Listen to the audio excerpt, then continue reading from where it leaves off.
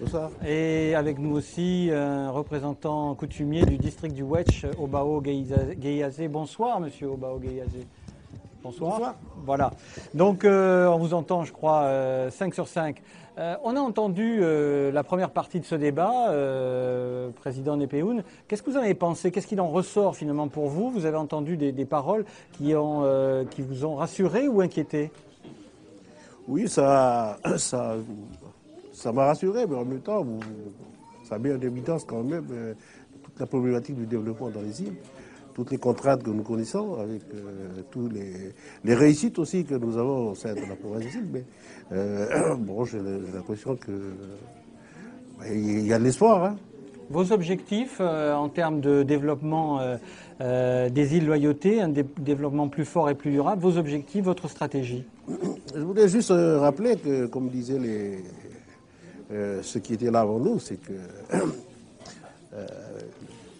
le développement des îles, heureusement qu'il y a eu la provincialisation. Et la provincialisation, c'est hier, il y a 30 ans, c'était hier.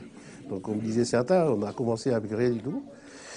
Donc, vous savez, quand les premiers présidents sont arrivés, ils ont voulu faire beaucoup de développement. Donc, on a vulgarisé, on a financé des projets à tout va.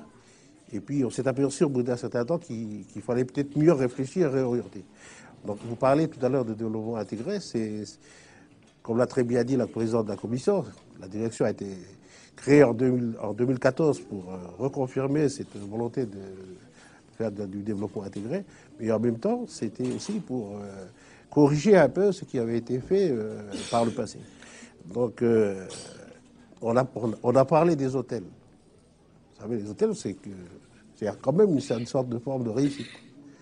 Mais en même temps, et ça fait partie des exemples que je voulais signer, c'est qu'on a dit on va réorienter les choses, on va consolider ce qui existe et ce qui a marché.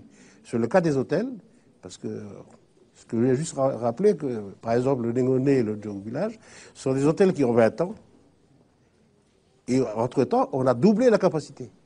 C'est-à-dire qu'on est passé quand même de 10 bungalows à 20 bungalows pour certains, et on a augmenté la classification des hôtels, comme vous disiez tout à l'heure, en matière d'étoiles.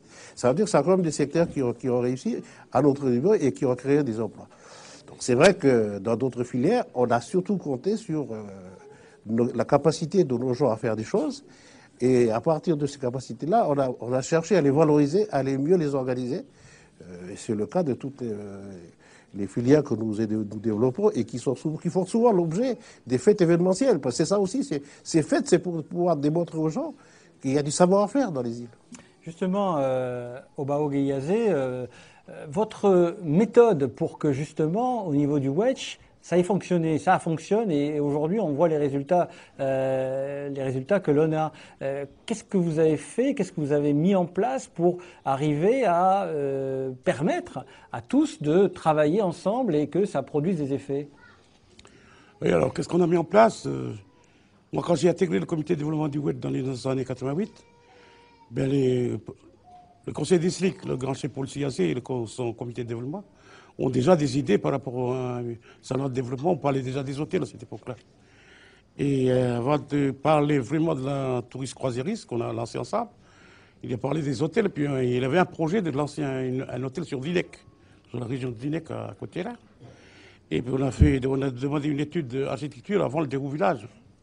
Je parlais de ça. Et puis on avait payé à cette époque-là 1,8 million d'études d'architecture. Mais quand on a présenté les maquettes, ben lui, il s'est bloqué, il a dit non, c'est pas ce genre de tourisme qu'il veut. Il y a le déroulage qui commence à se discuter avec Négoné, tout ça. Et nous, par contre, on va essayer de lancer le tourisme croisiériste. Et c'est à partir de là, j'ai commencé à rester. Comme moi, j'étais en activité à l'île des Pins, et j'ai déjà vu à l'île des Pins où ils ont démarré la réception de First Star. Mais quand ils commencent à parler, puis j'ai intégré le comité, et ben, j'ai senti sa volonté de faire venir le... Donc votre expérience de l'île des Pins vous a été favorable, bénéfique, mais quand même vous avez réussi à convaincre les coutumiers, parce qu'on a entendu dans la première partie les réticences des entrepreneurs, des organismes financiers à investir sur terre coutumière. Mais est-ce que les coutumiers étaient tous d'accord finalement au début? Et bien sûr, je vous disais tout à l'heure que moi, quand je suis rentré en 87-88, ils ont déjà cette idée depuis 78 déjà, ils parlaient déjà de ces croisiéristes parce qu'ils entendaient que l'île des Pins travaillait déjà dessus. Et moi, quand je suis revenu dans les années 86, 87, quand j'ai réintégré mon comité de développement, Eh ben, c'est là qu'ils en parlent et il faut d'abord essayer de parler. C'était au moment du président Kaloya à cette époque-là. Puis on a fait venir dans le chefferie, puis on a commencé à discuter, puis lui, il essayait toujours de me parler par rapport à ce que j'ai connu à l'IDEPA. Et tout le monde a voulu retrousser les manches pour y aller. Et bien là, je sentais la volonté du grand chef et tous les coutumiers de dire qu'il faut carrément créer une structure économique, mais qui est sociale par rapport à cet objectif croisiériste. C'est-à-dire qu'il faut lancer un projet économique qui est social pour essayer de toucher toutes les couches sociales. Bon, ça, vous savez bien qu'en 88, 89, tout ça, en 88, on a connu les événements. Et puis on sentait que la population est un peu divisée par les différences des partis politiques. Est-ce que vous diriez qu'aujourd'hui, ce que vous avez comme résultat peut être, au niveau du Wedge, peut être réplicable, reproduit dans d'autres districts, voire dans d'autres îles, notamment à Marais, où on voit souvent des conflits sur terre coutumière, ou à Ouvéa. Est-ce que vous diriez que c'est possible? Oui, bien sûr que c'est possible, étant donné que nous, par rapport à l'opération qu'on a lancée sur les fous, eh bien, on est amené à aller sur l'île des Marais avec la demande du comité communal des Marais pour essayer de parler un peu au district, pour essayer de valoriser par rapport, suite à cette revendication ERCAL, au niveau des billets, il y a eu un petit problème à Marais. Et puis on est venu par la suite après, on a fait des chemins coutumiers par rapport à Grangem. Mais on a senti là qu'il y a une volonté chez les Mariens d'essayer de lancer le tourisme maritime. D'accord, donc il y a une dynamique qui s'est mise en place. Nico Nepéoun en a parlé des billets, des RCAL, parlons de la desserte. Est-ce que ça fait partie de vos contraintes, vous, en tant que président de province, pour justement que ce tourisme décolle un peu plus? Parce qu'on a des problèmes avec les billets d'avion, ils sont à la fois chers, parfois, et puis saturés, hein, les avions sont saturés. Comment vous voyez ça? Effectivement, c'est une des contraintes de la desserte. Mais la desserte elle doit être réfléchie au niveau du pays. Parce que c'est vrai qu'aujourd'hui, on voit bien que nous n'avons pas assez de sièges pour offrir à nos touristes. Et pour faire un développement touristique, il faut des sièges. Donc aujourd'hui, par rapport aux billets d'avion, on disait tout à l'heure que la province a mis à disposition du GIE Destination Île Loyauté qui est chargé de la promotion du tourisme dans les îles, un fonds de concours pour pouvoir permettre de subventionner le prix du billet d'avion. Ça permet aussi de faire du tourisme. On annonçait tout à l'heure le chiffre de 6500 touristes qui seront venus aux îles par rapport à ce dispositif. Bon, aujourd'hui, vous savez, le développement touristique, au-delà des initiatives que chaque province a pu mener, on avait réfléchi ensemble en 2004-2005 sur un plan concerté de développement touristique. On vient de refaire un point et ce problème de transport est posé. Il n'est pas simplement posé pour les îles Loyauté, mais il est posé pour les autres îles, pour l'île des Pins, pour les îles, la destination du Nord. Comment vous expliquez qu'il n'est toujours pas résolu? Donc, c'est un problème qui est général. Donc, nous, au niveau des îles, on a demandé, par exemple, il y a un projet qu'on supporte, c'est le développement au niveau régional de l'aérodrome de Ouadam.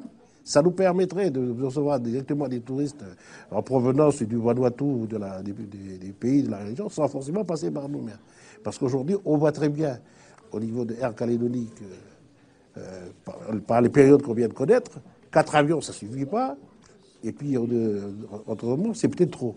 Donc, on a besoin de réfléchir, mais c'est une réflexion plus globale à la fois sur l'aérien, mais aussi sur le maritime. Parce que le bateau, le maritime, on est obligé de discuter avec les autres provinces. On a besoin, comme disait William Yagé tout à l'heure, de solidarité au niveau du pays. Parce que si on enlevait le Bétichon au jour d'aujourd'hui, que ferait l'île des Pins sans le Bétichon?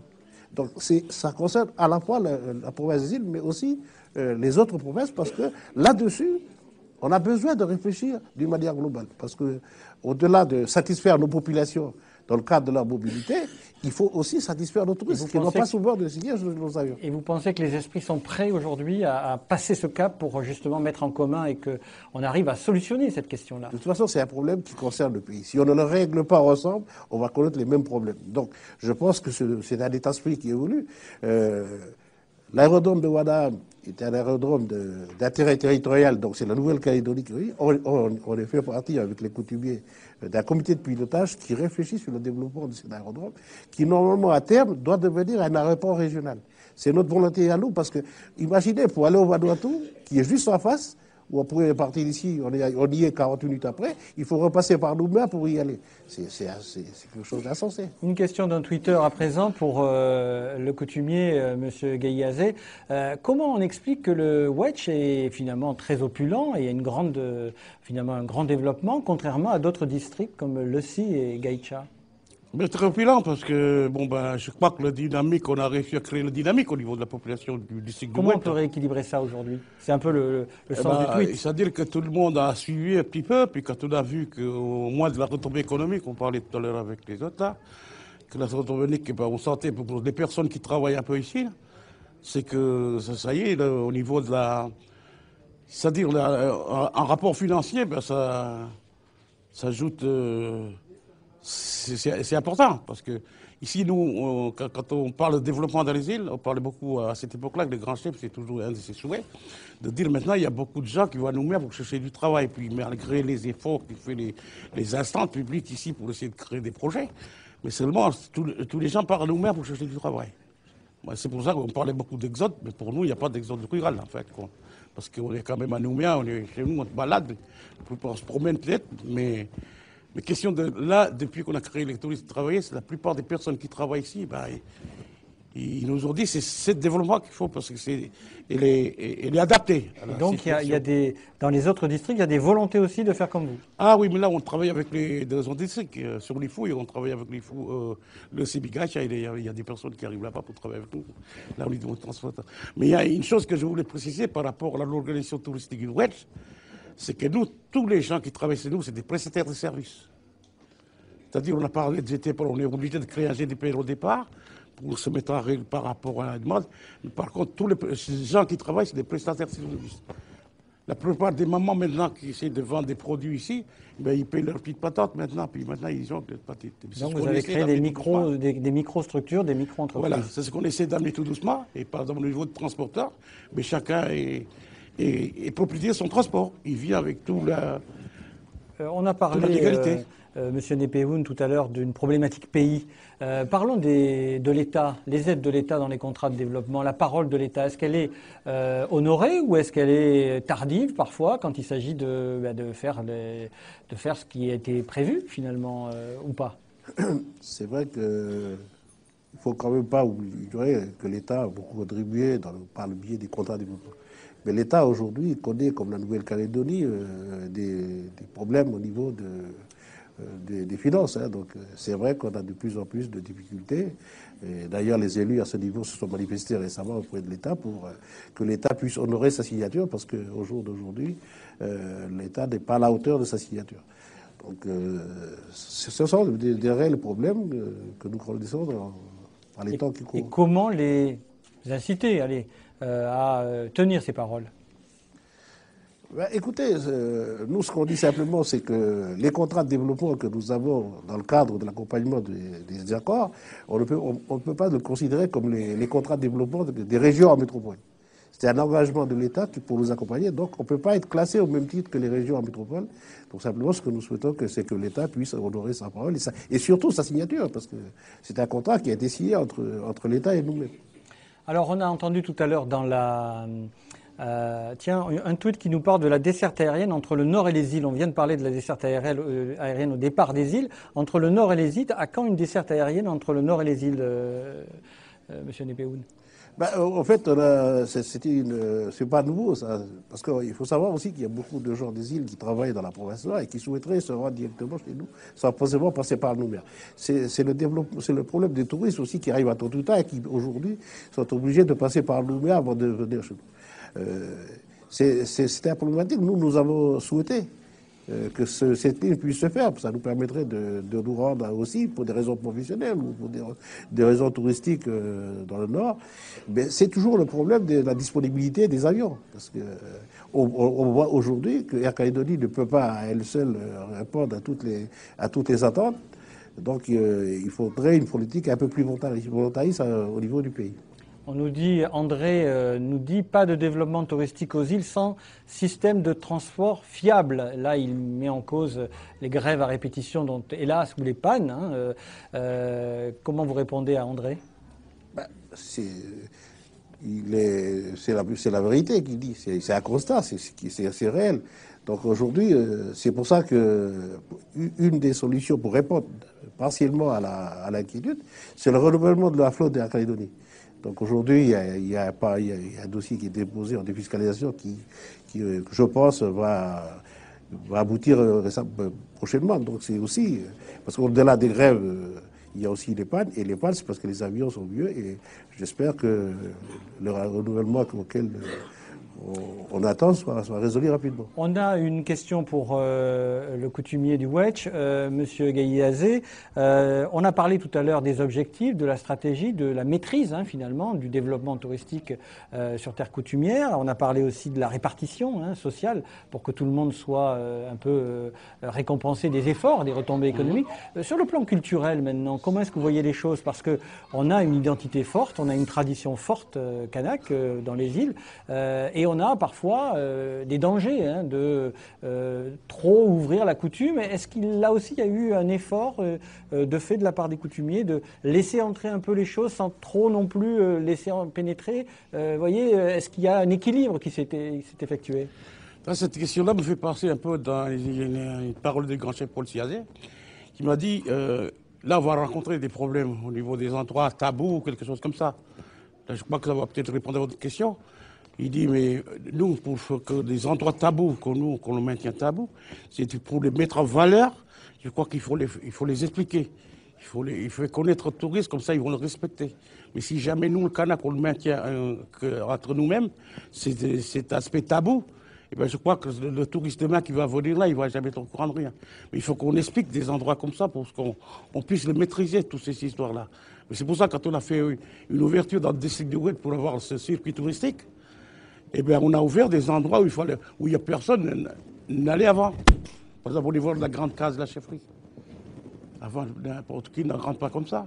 Mais il a été le premier à ouvrir la grande case qu'on puisse le visiter. Pourtant, c'était un endroit tabou pour les personnels du Oued. Il ne faut pas rentrer, c'est pas n'importe qui rentre là-bas. Votre avis, Monsieur Nepehoun, à ce que vient de dire le coutumier du Wedge? Je pense que c'est le vécu du Oued. Et je crois qu'il faut juste trouver un juste équilibre entre les choses. Il faut conserver les fondamentaux de la coutume, sans pour autant essayer de trouver un juste milieu. Je pense que l'exemple du Oued est un exemple type. On a entendu tout à l'heure dans la première partie les jeunes, la préoccupation des jeunes qui sont attirés par les lumières de la ville. Et M. Yagué nous a dit que la population est très jeune. Est-ce qu'elle est assez, on va dire, elle a envie de mordre dans ce développement économique intégré dans les îles Loyauté? Je pense qu'il y a des exemples. Je ne sais pas si vous vous rappelez, l'année dernière, on avait sur votre antenne, il y avait un reportage sur deux jeunes de Marais qui travaillaient sur Nouméa et qui avaient dit nous, on revient chez nous à Marais parce qu'on sait qu'il y a des choses à faire. Et ils ont fait un appel aux jeunes. Ça veut dire quand même qu'il y a quand même des jeunes qui essayent de... je connais beaucoup de jeunes qui sont allés faire des essais ailleurs et qui ont souhaité revenir chez eux pour justement confirmer exercer l'expérience qu'ils ont acquise ailleurs. Et Charlie nous dit en Twitter je suis diplômé d'une école de commerce et j'ai envie de travailler dans les îles. Qu'est-ce que vous lui dites? Vous savez, je vais vous dire une chose. La province des îles ne fait pas le développement. Il accompagne le développement. On a des dispositifs pour ça. Et les jeunes de bonne volonté qui veulent s'installer, on est là. On a des partenaires aussi. Comme vous dites tout à l'heure, le développement, on ne le fait pas tout seul. On a des partenaires qui à la fois financent aussi avec nous, mais qui accompagnent les jeunes et puis qui donnent des conseils aussi. Nous avons des conventions avec la Chambre de métier, avec la Chambre d'agriculture, avec ADECAL, avec l'ICAP et tout ça. Donc tout ça, c'est à la fois des finances, des cofinanceurs avec nous, mais c'est aussi des gens qui accompagnent et qui peuvent penser. Donc les espoirs sont permis. On est en pleine fête du Santal en ce moment. Le Santal, c'est une véritable manne financière. Vous l'avez bien exploité. C'est quand même une filière protégée, sauf qu'à l'exportation, vous êtes un peu empêché d'exporter comme vous voulez par le gouvernement. Comment est-ce que vous voyez les choses, l'évolution de ce dossier du Santal? Je pense que bon, il y en a connu quelques péripéties qu'il faut pas méconnaître. Je crois que il y a une réglementation qui est en place concernant le Santal. On a besoin, actuellement, on est en train de faire des consultations dans le cadre du Code de l'environnement, dont une partie concerne tout ce qui est Santal et compagnie. Donc il y a une réglementation qui est en place mise en place par la province des îles. Donc c'est peut-être comme on appelle, une réglementation qui est appelée à évoluer, avec à la fois il faut une réflexion avec les coutumiers et puis le gouvernement, puisque l'interdiction de l'export, ça relève de la compétence, mais cela relève aussi de quelle politique on veut faire avec le Santal. Moi, je suis pour dire que le Santal, il faut l'exploiter de manière raisonnée, parce que il faut penser aux générations futures. Une dernière question aux coutumiers, parce que le temps nous rattrape et on va hélas arriver à la fin de l'émission. Les impacts du développement touristique croisiériste sur l'environnement, c'est une vraie question ou une fausse bonne question? C'est une vraie question qui nous travaille quand même au niveau de la SAR et le Médinouette, parce que, étant donné qu'avec les services de la province, au niveau de service de l'environnement, on est en train de travailler ensemble par rapport à... Tout à l'heure, dans les premières interventions, vous avez parlé du nombre de personnes qui s'est concentrées dans un endroit.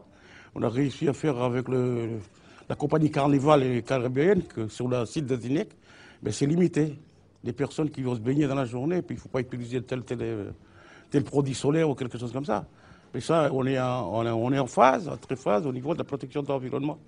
Et on marche ensemble avec les services provinciaux de l'environnement. Merci à vous deux pour avoir participé à cette deuxième partie de Sans détour. Le temps nous manque pour aborder d'autres thématiques. C'est la fin donc de cette émission. En direct des Assauts à Lifou, une toute première émission de NC Première ici, une opération spéciale. Demain en radio, la suite du débat avec